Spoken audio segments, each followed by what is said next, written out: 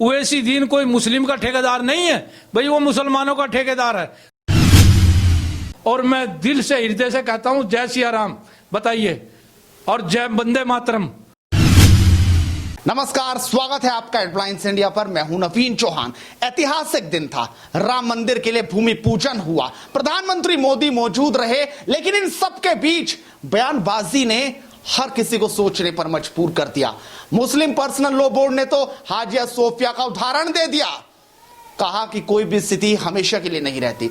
वहीं असदुद्दीन ओवैसी अपनी जुबान पर काबू नहीं कर पा रहे हैं, लगातार आपत्तिजनक बयान, और उन्होंने कह दिया मस्जिद थी, मस्जिद है, मस्जिद रहेगी। यानी मुसलमानों को भड़काने की एक बार फिर से कोशिश। हमारे साथ समाज सेवी खुर्शीद मलिक चिश्ती जी मौजूद है, उनसे बातचीत करेंगे। चिश्ती साहब, इतना बड़ा फैसला, सालों साल पुराना, 500 साल बाद आखिरकार अब यह तय हो गया कि राम मंदिर निर्माण होगा।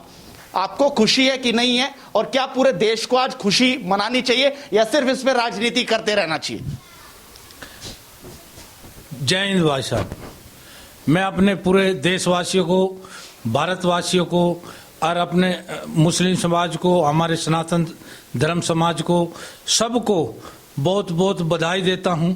ये आज 5 तारीख का दिन जो भव्य राम मंदिर जन्मभूमि का पूजन हुआ है, ये इतिहास के पन्नों में दर्ज हो जाएगा। ऐसा नहीं है, मुस्लिम जो है वो सब साथ हैं, कोई भी मुस्लिम खिलाफ नहीं है। देखिए, जब राम जन्मभूमि का निर्णय आया, सब मुस्लिमों ने। आप मानते हैं वहां मस्जिद थी, मस्जिद है, मस्जिद रहेगी? ओवैसी तो यही कह रहे हैं। देखिए, हैशटैग चला रहे हैं, मुस्लिम पर्सनल लॉ बोर्ड भी यही कह रहे हैं। देखिए, सब लोगों ने दिल से स्वीकार किया। जो लोग विविध पार्टियों के अलग अलग षड्यंत्रकारी ओवैसी दीन जैसे अफवाहें उड़ा रहे थे और मुस्लिम को बरगला रहे थे, किसी भी मुस्लिम ने कोई विरोध नहीं किया। ओवैसी दीन कोई मुस्लिम का ठेकेदार नहीं है भाई, वो मुसलमानों का ठेकेदार है। मुसलमान सारे उस ओवैसी दीन के गुलाम नहीं है भाई, उसके गुलाम है वो हमारा बादशाह है। ऐसा नहीं है। अब मैं उसकी इस बयान को खंडन करता हूं और उसको ये बताता हूं, और ये कान खोल के सुन ले ओवैसी दीन, वहां भव्य राम मंदिर का निर्माण होगा और मुस्लिम जो है दिल से स्वीकार करता है इस चीज को, और वो ये चाहता है कि वहां ऐसा निर्माण हो कि देश विदेश में, वर्ल्ड में एक नाम हो कि रामचंद्र, श्री रामचंद्र जी का भव्य मंदिर बनाया है। और देखिए, मुस्लिम दिल से लाइक करता है। अगर हमारी कहीं भी वहाँ सेवा की जरूरत पड़ती है, हम तन से, मन से, धन से उस सेवा में जाने के लिए तैयार हैं, वहाँ सेवा करने के लिए तैयार हैं। ऐसा नहीं है। जो लोग तो मुस्लिम पर्सनल लॉ बोर्ड भी चुपचाप बैठ गया कि चलो जो फैसला है उसके साथ है। आज उन्हें बड़ा कड़वा लग रहा है, आज वो इस तरह की भाषा बोल रहे हैं। आज हाजिया सोफिया जैसी जो उन्होंने जो तुर्की में हुआ उसका उदाहरण दे रहे हैं। आखिरकार ये है क्या? क्या अब सच सामने आ रहा है क्या? और लोग तो ये भी कह रहे हैं जलन हो रही है। देखिए, जब कोर्ट का निर्णय आया तो मुस्लिम पर्सनल लॉ ने बड़े मुस्कुरा के, बड़े दिल से उसको स्वीकार किया, और वो जो है एक गठित हो गए एक कमेटी हमारे मुख्यमंत्री जी के पास गई और उन्होंने कहा कि हमें हृदय से ये स्वीकार है और उत्तर प्रदेश में हमारे भव्य मंदिर बनेगा और हम इसमें आपके साथ हैं। जब क्या वो ड्रामा कर रहे थे? जब वो ड्रामा कर रहे थे तो जब अब उनको जो उदाहरण दे रहे हैं, कहीं सोफिया का, कहीं उसका, उनको शर्म आनी चाहिए। वो मुस्लिमों को जो है बरगला रहे हैं और एक खटास पैदा करते हैं। ये गंगा जमनवी तहजीब का देश है, यहाँ प्रेम और भाईचारा उन्नति पे है, इसको मानते हैं सब लोग। हिंदू, मुस्लिम, सिख, ईसाई इकट्ठे रहते हैं। वो जहर घोलने का काम क्यों कर रहा है मुस्लिम पर्सनल लॉ? मैं उसकी बात का खंडन करता हूं। क्या कार्रवाई होनी चाहिए ऐसे नेताओं पर, ऐसे लोगों पर जो इस तरह की भाषा बोल रहे हैं? ये कह रहे हैं कि सदा के लिए मंदिर नहीं रहेगा, सदा जैसी स्थिति नहीं रहेगी। इसका मतलब क्या है? आप क्या कहेंगे इस बात?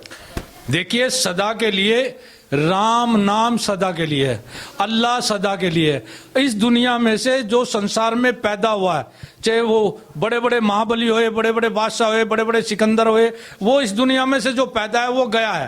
राम का नाम सदा जिंदा रहा है, अल्लाह का नाम जिंदा रहा है। राम मंदिर तो वो बन गया, उसको कौन रोक सकता है? नहीं रोक सकता। ये तो इनकी जो है ना नीचे से जो कुर्सियां खिसक रही हैं, इनको ये दिख रहा है तुम्हारे नीचे से कुर्सियां खिसक जाएंगी अगर हिंदू मुस्लिम एक हो गया, अगर सनातन धर्म, इस्लाम धर्म, सिख धर्म, ईसाई धर्म, ये चारों धर्म एक हो गए तो तुम्हारी कुर्सियां खिसक जाएंगी। ये अपनी राजनीतिक रोटियां सेक रहे हैं अपनी कुर्सी बचाने के चक्कर में, चाहे ओवैसी दीन हो, चाहे पर्सनल लॉ बोर्ड पे जो राहुल गांधी भी लगातार कह रहे हैं कि जहां अच्छाई नहीं होती वहां राम नहीं होते, वो भी इस तरह की बात कर रहे हैं और निशाना साध रहे हैं पीएम मोदी पर। वो खुश नहीं है राम मंदिर के इस निर्माण से। देखिए, राहुल गांधी जी को मैं पूछना चाहता हूं, जब वह मंदिर में वहां मत्था टेकने गए और जनेऊ को पहना है, जब तो वहां राम थे क्योंकि उन्हें चुनाव लड़ने थे, और आज जो है वो चुनाव नहीं लड़ रहे, आज वो राम नहीं है। वो कौन से जनेऊधारी है, कौन से हिंदू हैं जो राम को नकारते हैं? लेकिन नहीं, रघुकुल रीत सदा चली आई, प्राण जाए पर वचन ना जाई। सनातन धर्म जो बात कह देगा वो प्राण दे देगा, जो सनातनी होगा वो धर्म के खिलाफ काम नहीं करेगा। वो कौन से हिंदू है, मैं पूछना चाहता हूं राहुल गांधी जी को। राहुल गांधी जी की भी इस बात का खंडन करता हूं और उन्हें कहता हूं कि आप सनातन धर्म अपनाइए और दोबारा जनेऊधारी कीजिए और हिंदू पद्धति पर चलिए। रही इस्लाम में, इस्लाम ये कहता है कि किसी भी धर्म की आलोचना ना करो, किसी भी धर्म की आलोचना ना करो, सबको साथ रखो, सबके साथ रहो, सबके साथ दो। जैसे हमारे मोदी जी का नारा है कि सबका साथ, सबका विकास और सबका विश्वास। राम मंदिर में ये तो उसी नारे पे तो चोट कर रहे हो। वैसी कह रहे हैं उन्होंने तो जो शपथ ली थी कि सबके साथ होगा वो नहीं हो पा रहा है, वो तो सिर्फ एक धर्म के बारे में सोच रहे हैं। ये ओवैसी का बयान गलत है, वो ऐसा कह रहा है, मैं उसका फिर खंडन करता हूं। देखिए, सबका साथ, सबका विकास और सबका विश्वास। राम मंदिर में सबका साथ है, सब विकास करने के लिए तैयार हैं और सबका विश्वास है राम मंदिर में। ऐसा नहीं है हम भी भाई मुस्लिम दिल से लाइक करता है, ऐसा नहीं है कि मानता नहीं, कहीं ना कहीं वो हमारे पूर्वज हैं, ठीक है, हम हमारे पूर्वज है। मैं पूछना चाहता हूं ओवैसीउद्दीन से, ख्वाजा मोइनुद्दीन चिश्ती से पहले यहाँ कौन सा इस्लाम धर्म था, कौन सा मुसलमान था? सारे सनातन धर्म को ही तो मानते थे। ख्वाजा मोइनुद्दीन जब पृथ्वीराज चौहान का समय था, उस टाइम जो है यहाँ जंगे हुई, लड़ाइयाँ हुई, तो जो आदिवासी लोग थे, जो हमारे जैसे जो पिछड़े वर्ग के मुसलमान थे, ये इन्होंने धर्म परिवर्तन कर दिया हमारे बुजुर्गों ने। है तो हम भी वही, हिंदुस्तान तो भारत है, भारत जिंदाबाद था, जिंदाबाद है, जिंदाबाद रहेगा। राम मंदिर था, राम मंदिर है, राम मंदिर रहेगा और राम मंदिर बनेगा। और मैं उसको खंडन करता हूं। कह रहे मस्जिद नहीं थी, नहीं है और नहीं रहेगी। नहीं, मस्जिद का ढांचा खड़ा था, जब तो मैं पैदा भी नहीं हुआ मस्जिद का वहां ढांचा खड़ा था। वो बताएगा इतिहास, वो बताएगा सारी चीजें। मतलब सुप्रीम कोर्ट नहीं बता रहा, सुप्रीम कोर्ट ने कहा कि साक्ष्य मिले हैं राम मंदिर के, इसलिए वहां राम मंदिर बनेगा। 5 एकड़ जमीन दे दो। आखिरकार ये हो क्या रहा है? अब इतिहास बताएगा, सुप्रीम कोर्ट नहीं बताएगा। क्या पूरी तरीके से गोलमोल चल रहा है? हर कोई राजनीति इस मुद्दे पर करना चाह रहा है कि राजनीति खत्म ना हो जाए। देखिए, कोई राजनीति इस मुद्दे पे नहीं करना चाहता है, ये आस्था का मुद्दा है। अगर कोई इस पे राजनीति करता है तो मैं उसका खंडन करता हूं और इस पे राजनीति होनी भी नहीं चाहिए। ये राम मंदिर है, एक दिल का है, एक आस्था से जुड़ा हुआ है, एक आस्था है एक समाज की, तो उसमें हमें सहयोग करना चाहिए। राम मंदिर देखिए, जब वहां सुप्रीम कोर्ट ने कोई निर्णय दे दिया, मैं पूछना चाहता हूं ओवैसीउद्दीन से, मैं पूछना चाहता हूं पर्सनल लॉ बोर्ड से, ये जब कहां थे? ये खुशी खुशी मना रहे थे, खुशी खुशी कबूल कर रहे थे, इसका मतलब फिर ड्रामा कर रहे थे। देखिए, ये लोग जो है, ऐसे लोगों के खिलाफ सख्त से सख्त कार्रवाई होनी चाहिए, जो हिंदू मुस्लिम का जहर खोलता है, या जो राम मंदिर मुद्दा खत्म, राम मंदिर जो है अब बन जाएगा, वहां पर्यटक जाएंगे, वहां राम भगत जाएंगे, वहां तुम भी चले जाओ दर्शन करने के लिए, कौन मना करता? आप भी जाओगे? अरे मैं भी जाऊंगा, अगर मुझे स्वीकार करेंगे मैं जाऊंगा, अगर मेरा फंड स्वीकार करेंगे मैं फंड भी दूंगा, और अगर मेरे को वो कहेंगे आप आइए मजदूरी करिए, ईंट पकड़िए, ईंट फोड़िए, वो भी मैं करूंगा। मैं तो सौभाग्य प्राप्त होगा कि मैं जो है एक ऐसे पूर्वज का, एक ऐसे बुजुर्ग का, जो हमारे सनातन धर्म चला है, जो रघुकुल रीत है, जो उसमें कार्य करने का सौभाग्य प्राप्त होगा, बिल्कुल करूंगा। ठीक है, लेकिन एक बात ये भी है, जो ओवैसी लगातार ऐसी भाषा बोल रहे हैं, जब फैसला आया जब भी उन्होंने ये बात कही, आज भी वो बात कह रहे हैं कि वहां पर मस्जिद थी, मस्जिद है, मस्जिद रहेगी। क्या उनकी राजनीति और क्या उनके वोटर इसी पे वोट देंगे क्या? मेरा सवाल ये है कि क्या वो मुस्लिमों को अगर कहेंगे कि दूसरा धर्म बेकार है तभी वोट मिलेगा क्या? गाली देंगे दूसरे धर्म को, उस पर निशाना साधेंगे, तभी मुसलमान वोट देंगे क्या? देखिए, मुसलमान भी अब समझदार हो रहा है, अभी भी हिंदू मुसलमान में अटके रहेंगे हम। देखिए, ओवैसी दीन अपने उस जमाने को भूल जाए, जो जमाना था जब मुसलमान अनपढ़ था, युवा अनपढ़ था।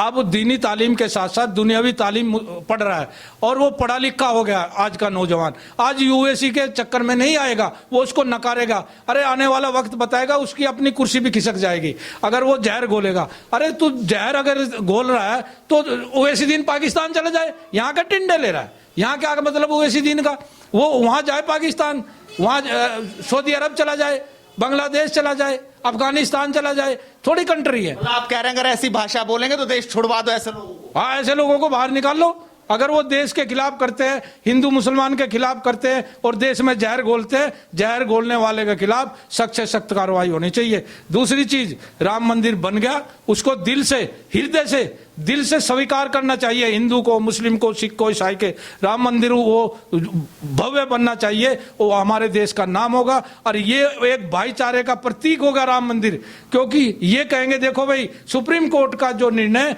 वो हिंदू ने, मुसलमान ने, सिख ने, ईसाई ने दिल से स्वीकार किया है, कुछ नहीं होया। ये पहले भी धाराशाही हो गए थे, ये तो चाह रहे थे झगड़ा हो जाए, ये तो चाह रहे थे झगड़ा हो जाए, लेकिन जनता समझदार है। अब जनता इनके बकाव में नहीं आती, अब ये अपनी रोटियां सेक रहे हैं राजनीतिक। कुछ नहीं होता, राम मंदिर बनेगा, भव्य राम मंदिर बनेगा और हम सनातन धर्म के साथ हैं, हम राम भक्तों के साथ हैं और जब भी जरूरत पड़ेगी मुसलमान उसके साथ खड़ा। ऐसा नहीं, आप देखिए किसी भी मुसलमान ने कई बाइट की, कुछ कहा, कोई बुराई की, दिल से स्वीकार किया है, दिल से। ये कह रहे हैं अब तो मोदी ने सिया राम बोल दिया, जय सिया राम, तो अब सारा देश जय सिया राम बोलता रहे और उसमें रंग जाए।